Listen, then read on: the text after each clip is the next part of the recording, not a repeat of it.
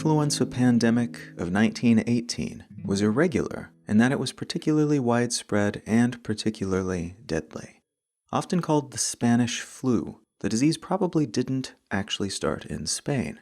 We don't know where it started, but we do know that it gained that moniker not because of its origin, but because reports of the disease's prevalence in Spain seemed amplified compared to reports from other countries. Because censorship in other typically journalistically rich economies, like Germany, the United States, the United Kingdom, and France, was particularly harsh at this point in history. That censorship was the result of wartime censorship boards. World War I was brought to an effective end when Germany signed an armistice in November of 1918. And it was brought to an official end by the Treaty of Versailles, which was signed in June of 1919.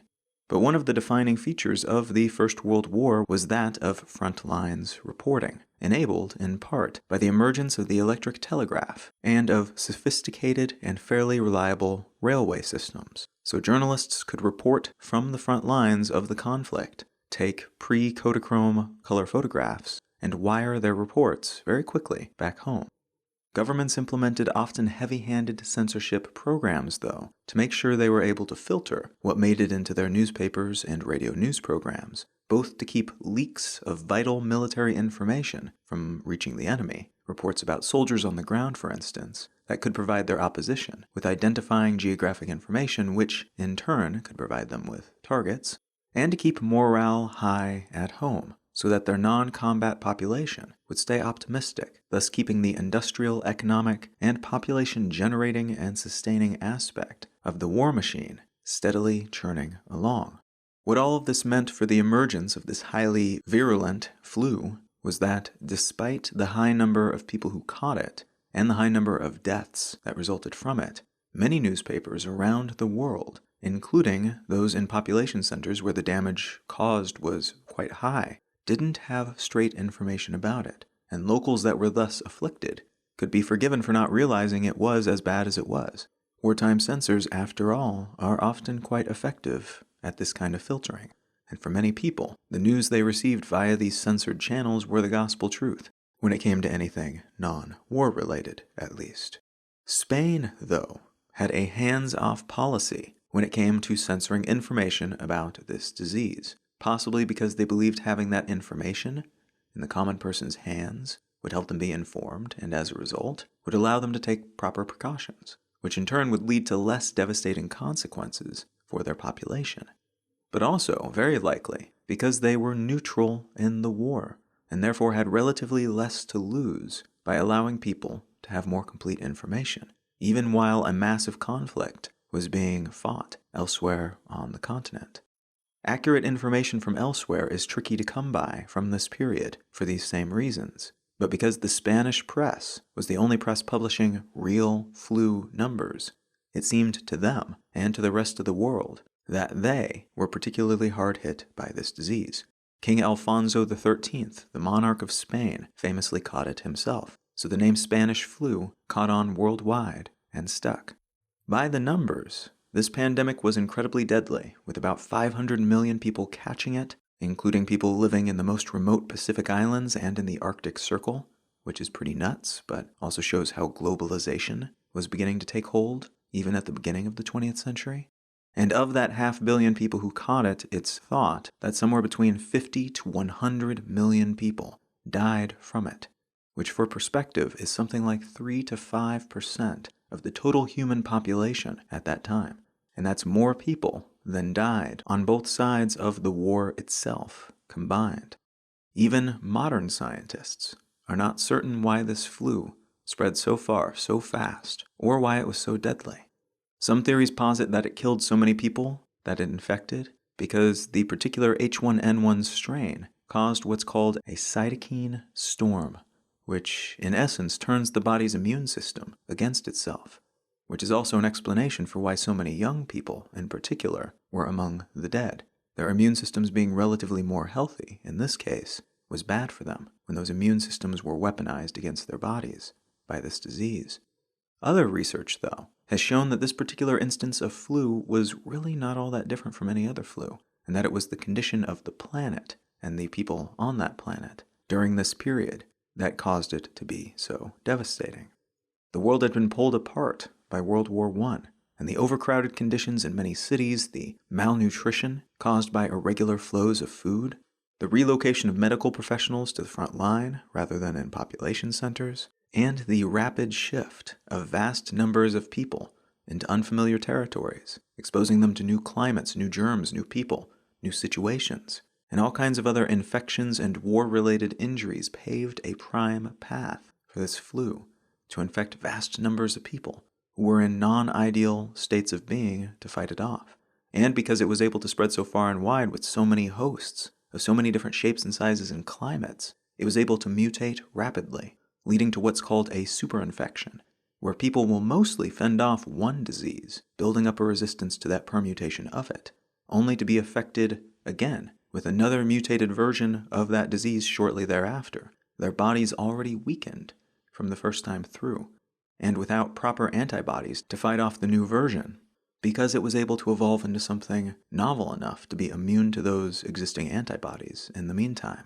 This is something that very seldom happens because, fortunately, this kind of conflict is immensely rare, and the variables that surrounded this war, the novelty of new technologies, of former geographically locked people, and microbiota being exposed to new places and people and germs at rapid rates, the incredible amount of malnutrition and poor hygiene and forced relocations that result from conflict on this scale, they hadn't happened like that before, and haven't really happened since, except in the case of the Second World War, which, likewise, led to the spread of all kinds of diseases, but which fortunately, if we can say anything was fortunate about that war, also happened in a time of far superior medical know-how. Antibiotics were discovered in 1928, so the period between the two world wars was thankfully fairly productive in terms of our ability to at least lessen the effects of such pandemics.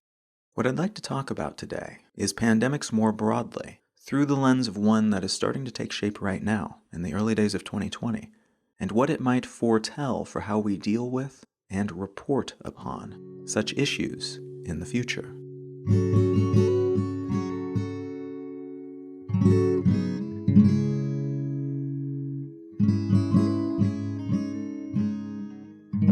You're listening to Let's Know Things. I'm Colin Wright. If you're enjoying Let's Know Things, consider becoming a patron at patreon.com/letsknowthings. The reason I'm able to put the time that I do into this project each week is because of folks who are contributing to the perpetuation of this show, and monetary contribution of that kind or of the other sorts that you can find information about at letsknowthings.com is very much appreciated, as is support of the non-monetary variety, sharing the show with a friend, sharing your favorite episode on your social network of choice, and or leaving a quick review wherever you get your podcasts. A huge thanks to everybody who's already supporting the show in some way, and thanks in advance if you're considering doing so in the future. I appreciate that. All right, let's get back to the show.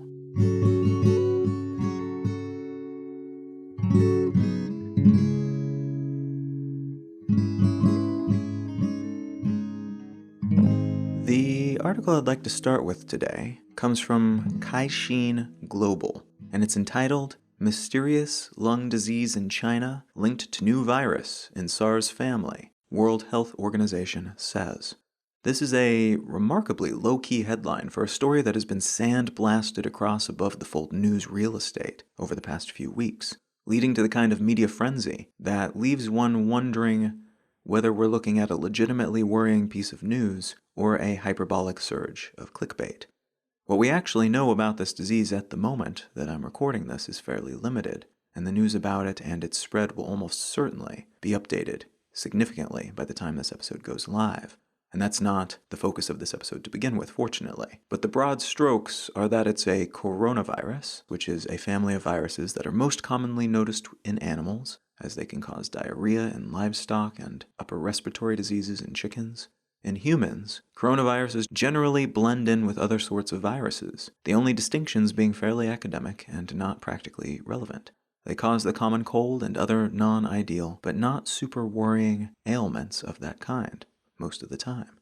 Every once in a while, though, a coronavirus will go wild, as was the case with severe acute respiratory syndrome, or SARS. that had an outbreak in China back in late 2002 through mid-2003, infecting a little over 8,000 people and resulting in nearly 800 deaths, so a fatality rate of not quite 10%, which is terrifying.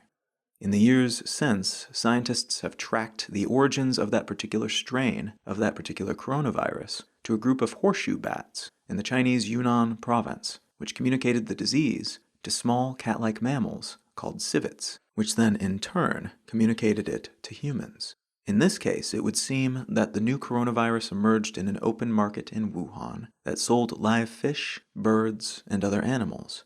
The market was shut down and disinfected once it was identified as being the probable source of the disease, but not before it had sickened a confirmed 59 people, which later spread to the much larger figures that we have seen since.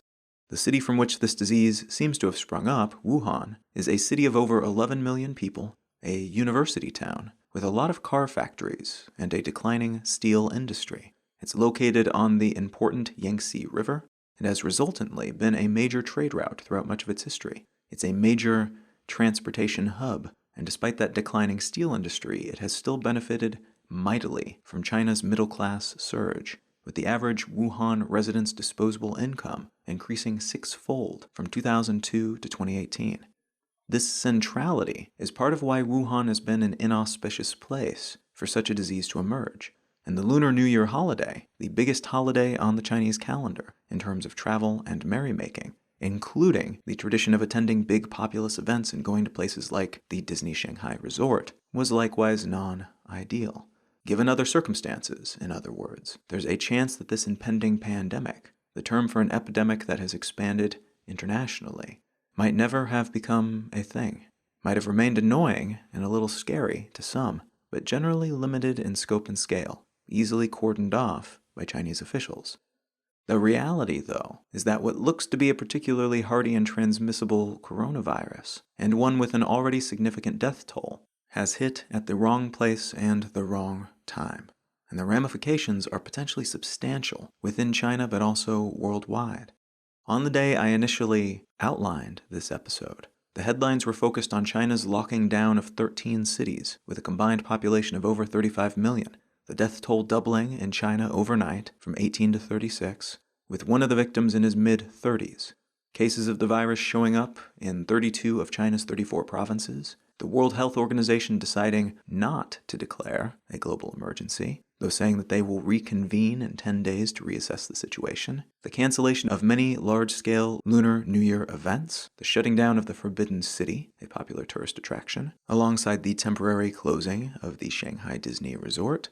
A second case of the coronavirus has been confirmed in the United States, in the city of Chicago. The Chinese government has declared a public health emergency, enacting Level 1 emergency response procedures, which is the country's highest level of emergency response, which in turn means the State Council will take over the planning and execution of medical responses, research, emergency supply management and distribution, international relationships efforts related to the disease, and information dissemination.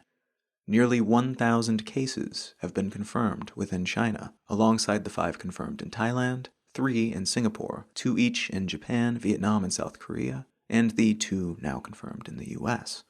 It's been posited that the disease is transmissible from person to person, as health officials in China have identified 4th-generation cases, meaning the outbreak is moving quickly enough to have traveled from person to person to person to person already, which almost completely diminishes hopes that some officials had harbored a few days ago, that transmission of the disease between humans might be quite limited or even non-existent.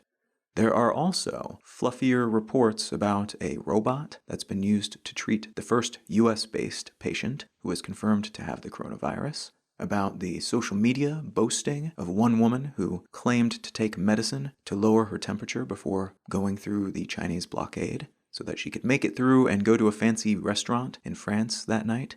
A woman who was then subsequently tracked down by the local Chinese embassy to make sure that she didn't have the coronavirus. And scattered reports of doctors in Wuhan begging the international community for more supplies, and the government for more space and medical aid. They've reportedly had to turn many people away at the doors of their hospitals for lack of all 3. And there have been further, thus far unconfirmed reports of shortages of face masks, both in stores and online, within quick shipping range, due to so many people trying to protect themselves from the spread of the disease. Now, to show how quickly the news is changing on this, as of the day I'm recording this, 2 days later, there are reports that scientists are already analyzing the genes of the new coronavirus in an effort to understand what we're dealing with and how we might prevent its spread, and potentially develop a vaccine for it. We've got a name for it now as a result of that investigation, NCOV 2019, or 2019 NCOV, depending on who you ask, which stands for Novel Coronavirus in the year 2019, though Wuhan pneumonia is a moniker that is being commonly and more casually applied in the press right now. China has moved to restrict travel, including tours overseas. Schools in Hong Kong and in mainland China have canceled school for the next few weeks. And the U.S. government has ordered the evacuation of citizens working at the U.S. consulate in Wuhan and their families. 56 people are confirmed dead, and more than 2,000 are confirmed infected in China alone, according to local health authorities. And evaluations of infections continue elsewhere, with reports trickling in throughout the day, updating those figures. The numbers are still quite small beyond China, and beyond Wuhan in particular. But because of the globalized nature of the world in general, because of China's increasing centrality to many other countries' economies beyond their own, and because Wuhan is a bit of a hub within the larger hub that China has become, it's becoming increasingly clear that, as a scientist who's run simulations on the spread of this kind of disease said on CNBC recently, quote, "Probably the cat's already out of the bag," end quote. There are a few different angles from which this is an interesting story, and I'd like to address each of those in turn. The first is how we're reporting on this emerging story, a story for which there are still so many unknowns, but which we also want to make sure people are informed about, because it could literally be a life or death thing, knowing the right information at the right time. A professor of infectious diseases, and more specifically, zoonotic ones, like this coronavirus seems to be, Dr. Tara Smith, posted a brief thread on Twitter that I'd like to quote here in full, translating a few of the shortened Twitterisms as I read, because I think it is quite relevant to this conversation. Quote, "Lots of fear about coronavirus transmission this morning. Remember, it's still early. Numbers can change, and we're working with incomplete data. 4 analyses are out with similar results, but they're still over a range from around 1.4 to 4, including confidence intervals. Be wary of anyone expressing any certainty at this point. There's just too much we don't know. We have great people working on analyses of sequences in transmission and clinical data / risk factors, but we're just too early to know how this will play out. Think of the early days of West Africa's Ebola outbreak. Numbers were all over the map, and breathless op-eds were written based on worst-case scenarios. I understand that people want certainty, but those promising any concrete outcomes right now are going beyond the data. If you feel you need to do something, 1. Make sure you're vaccinated for influenza, so if a case comes to your area, you are 1 fewer febrile person to be tested and potentially isolated. 2. Be careful about what you're retweeting and spreading elsewhere on social media. Rumors spread quick. Diffusing those is tougher. Don't be part of the problem. And 3. You'll see some disagreement among scientists. That's okay. We're still working it out. Again, there will be lots of uncertainty from limited data in the early weeks." End quote. She then went on to share another thread that contains a list of good people to follow on this topic, and I will link to all of this in the show notes. The idea being expressed there, basically, is that it's right to be concerned, but do not succumb to panic or the implied certainty of hot takes. Wait for legit information, listen to actual experts acting in accordance with the right incentives, and don't become part of the problem. Don't retweet nonsense, don't add to the noise that almost inevitably outroars the signal, and don't assume a loss of medical establishment credibility when scientists disagree on what the data means. It's possible to be working from different sets of data in these cases, and it's possible to have different understandings of and interpretations of what that data means, and to still be more credible than internet randos tweeting their favorite conspiracy theories.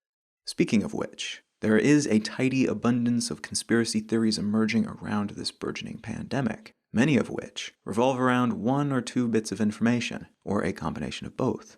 The first is that the Chinese government is a single-party setup that exercises almost complete control over its local media. As such, it is suspected by some that they may be dramatically underreporting numbers in terms of infections and deaths, and may even be covering up government actions, like the forceful sequestration of the infected, the mass burning of corpses, and the like. The second is that Wuhan is the home of the Wuhan Institute of Virology, which, alongside many other things, has done research into bat-based coronaviruses that may be similar to the one that is currently spreading so rapidly. They have published work on the matter, and they have even potentially patented related intellectual property and technology. Both of these things, as far as I can tell, are at least fundamentally true. The degree to which China censors their news is always up for debate, and their rationales for doing so, in any particular case, are things that no one beyond the local halls of power are likely to have any firm grasp on, short of speculation, as is the case, truly, with any government entity. And it does seem like the local virus lab has done research into this very topic, and in recent years. The bits and pieces of evidence that I've seen circulating online seem legitimate, and the people who know more about such things than I do, who have taken the time to look into them, seem to think that they're legit as well. So does this mean that this disease that's become so inconvenient for the Chinese government, both in terms of health effects and in terms of international reputation, was maybe accidentally released into the public somehow? And they're now trying to cover it up by blaming a local live animal market, similar to the one that was reportedly the origin of the SARS epidemic not long ago, and therefore a believable source for such a thing? Maybe, but almost certainly not. I say maybe because it's not beyond the realm of possibility for any government to try to cover their butts when they do something stupid, which they believe will mar their reputation worldwide and perhaps leave them liable in some way for cleaning up the mess. And by that logic, it's perhaps even more likely that a government that operates using top-down control mechanisms, like China, and which has its hands firmly on the levers of media power, would use those levers in just such a situation, to save face and to reassure the public that they've got things under control. Don't even worry about it. But, and this is a very big but, I do tend to think that Hanlon's razor applies here, an aphorism that says, essentially, do not ascribe to malice that which can be adequately explained by stupidity or ineptitude.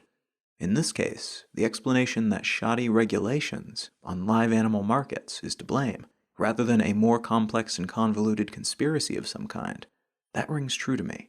And maybe that just means that they chose a great cover story, but we know these sorts of diseases emerge in this way. What's happening is an accurate reflection of what would happen if such a disease emerged at such a market. And all the data that's made it into the public view indicates that the first symptoms showed up in people who visited or were living near that market. Now you could say that all fits so perfectly together because it was fabricated to seem that perfect.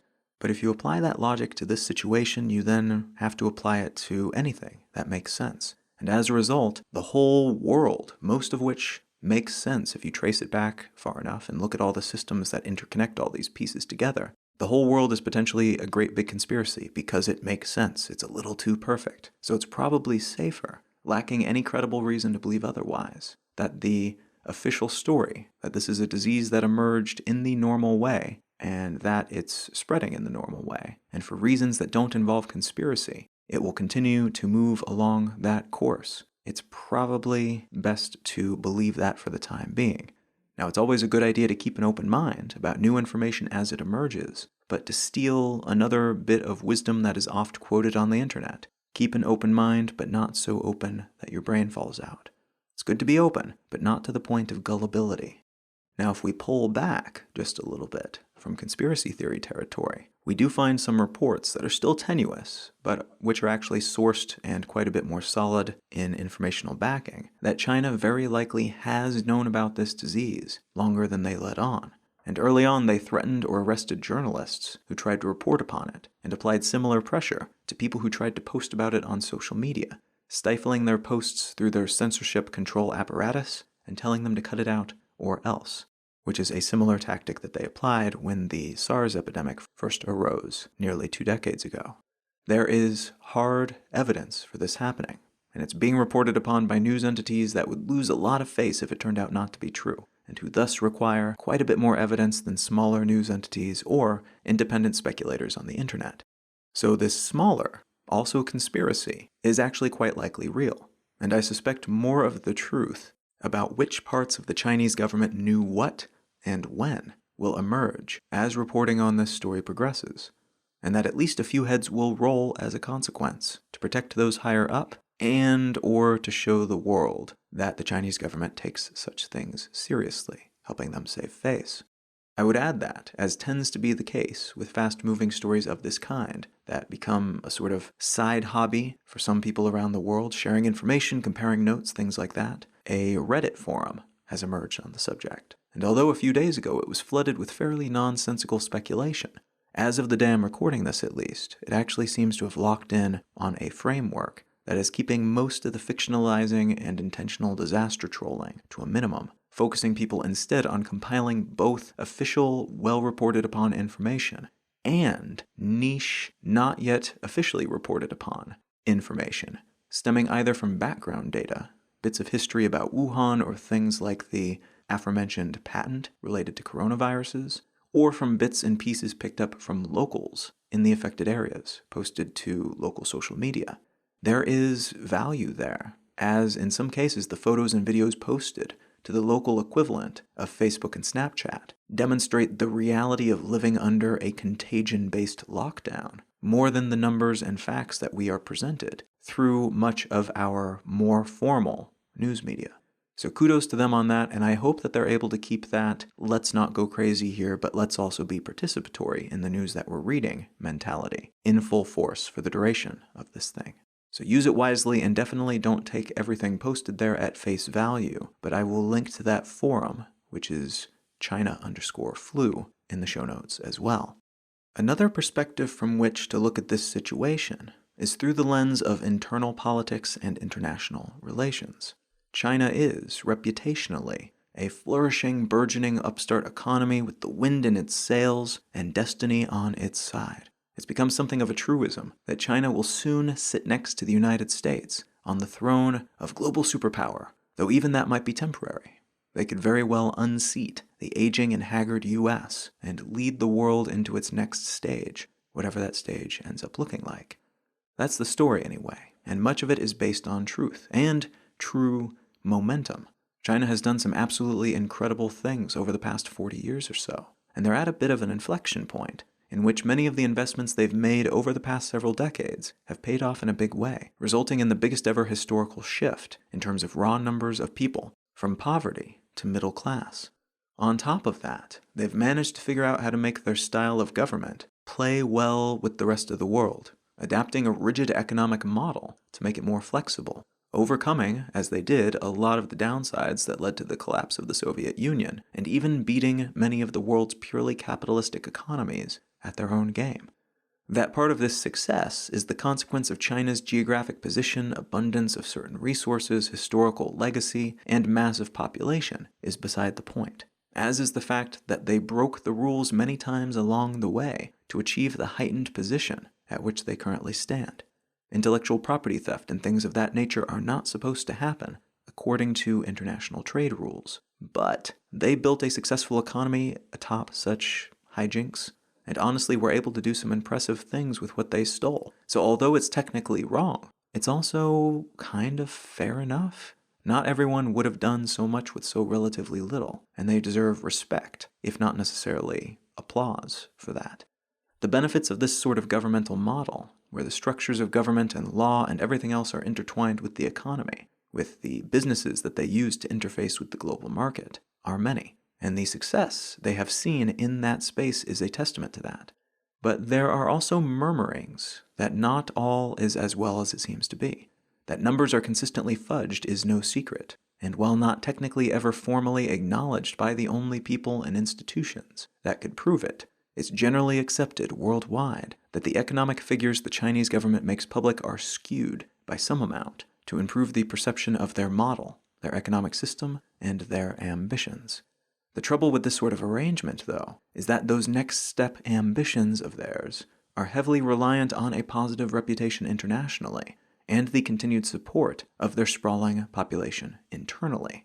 Historically, top-down authoritarian governments are generally only reliably toppled when the people, the whole of the population or the most powerful portions of the population, are no longer flourishing along with the people in charge. For a long while now, the Chinese government has delivered big time on their promise that their method despite being in opposition to what the rest of the world was trending toward post-World War II, would leave them better off. And by many metrics, they were not wrong. There were a lot of hard spells along the way, and there continue to be imbalances within the society they've built. But by many indicators, they've been doing pretty all right, especially in terms of quality of life for the majority of the population. If that ever ceases to be the case, however, they could have a problem, which is part of the rationale for the falsification of economic numerical data, and part of the reason saving face is not just a pride thing, but perhaps an existential thing.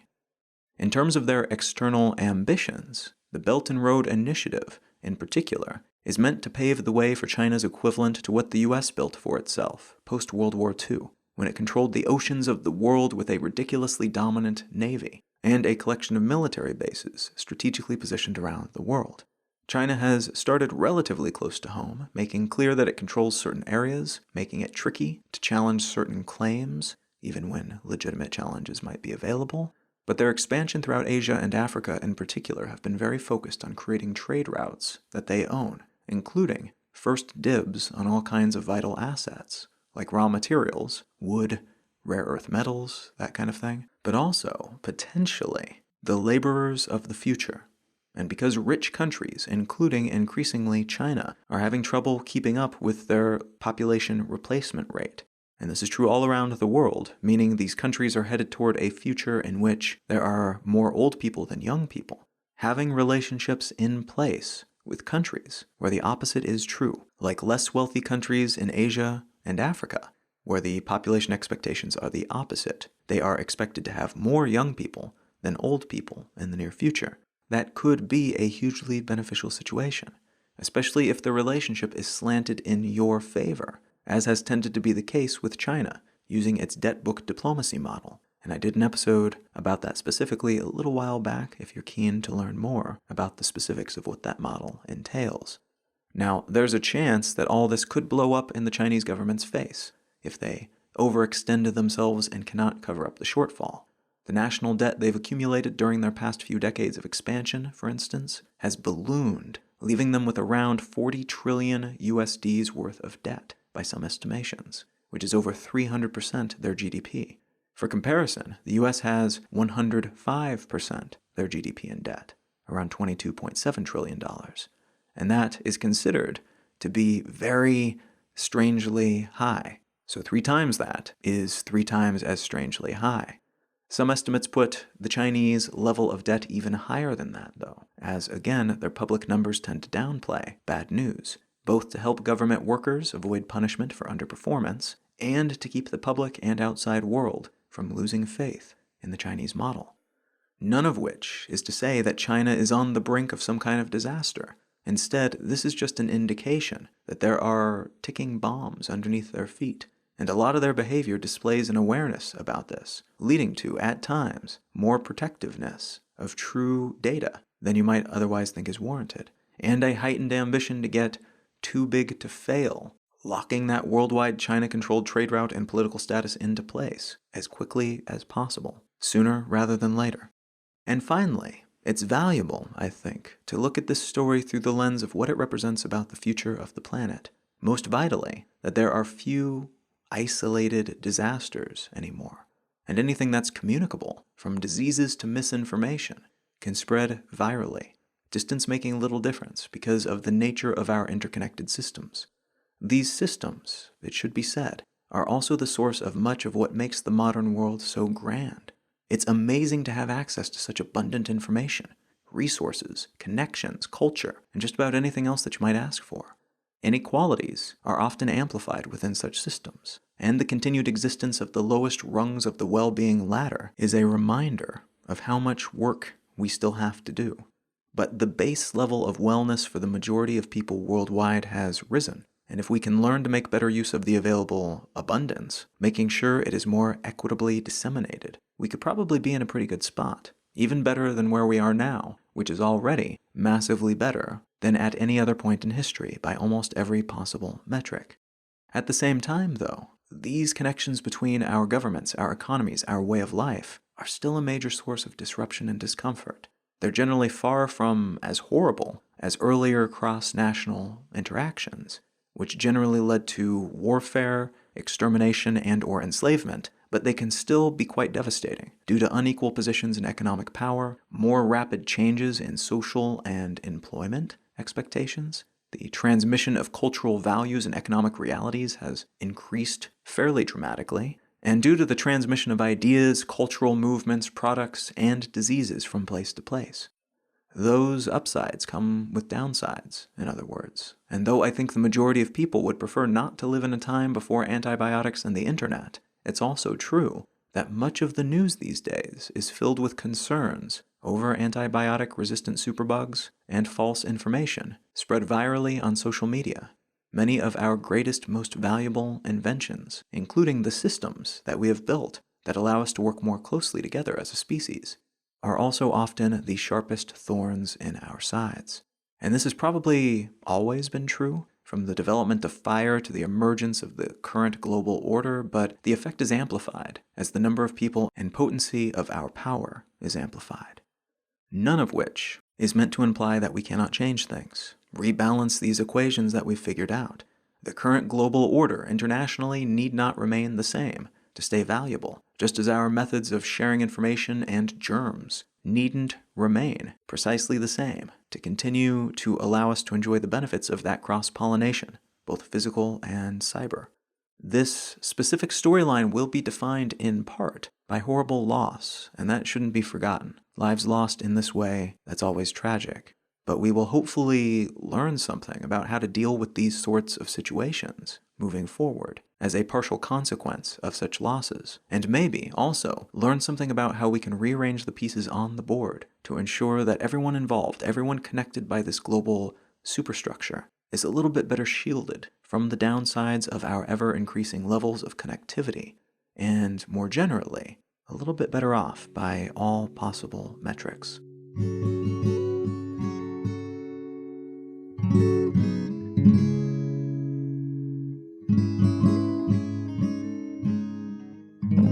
Let's Know Things is an independently produced podcast, and it exists because of support from people like yourself.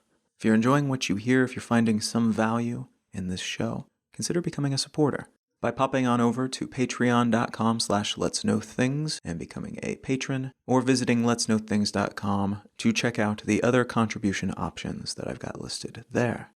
It's just me putting this show together each week, and though I enjoy the hell out of doing so, I am only able to put the time that I do into it because of listener support. So if you're finding any value in what I'm doing here, do please consider contributing financially by sharing the show with a friend, leaving a quick review, sharing your favorite episode on your social network of choice. Any and all methods of contribution are very much appreciated. A huge thanks to everybody who's already supporting the show in some way, shape, or form.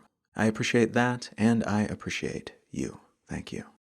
The book that I'd like to recommend today is a collection of short stories by one of my favorite short story authors. The book is called Exhalation, and the author is Ted Chiang. And Ted Chiang's work is just phenomenal. Some stories are a little bit more deep and dramatic and memorable than others, I would say. But they're all quite original. They come from a very unique perspective. They are largely science fiction, but a lot of them are a lot more philosophical than they are anything close to spaceships and lasers science fiction. If you had the chance to see the movie Arrival, then you have an idea of what Chiang's work is like, because that film was based on one of his short stories from another one of his collections. And there were 2 or 3 stories in this collection as well that I thought would make particularly good films. We'll see if anything like that happens. Based on the success of his work in other mediums so far, I suspect we'll probably see something like that, or at least the attempt at some point. But in the meantime, if you're looking for a really wonderful short story collection, consider picking up a copy of Exhalation by Ted Chiang. You can find out more about me and my work at colin.io. You can find the show notes for this episode and every episode of the podcast at letsknowthings.com. And you can find some of my written work at exilelifestyle.com, brainlenses.com, and askcolin.com. Feel free to reach out and say howdy on your social network of choice. I'm Colin Wright on Facebook and at Colin is my name on Instagram and Twitter and most of the others. Thank you so very much for listening. I'm Colin Wright, and I'll talk to you again next week.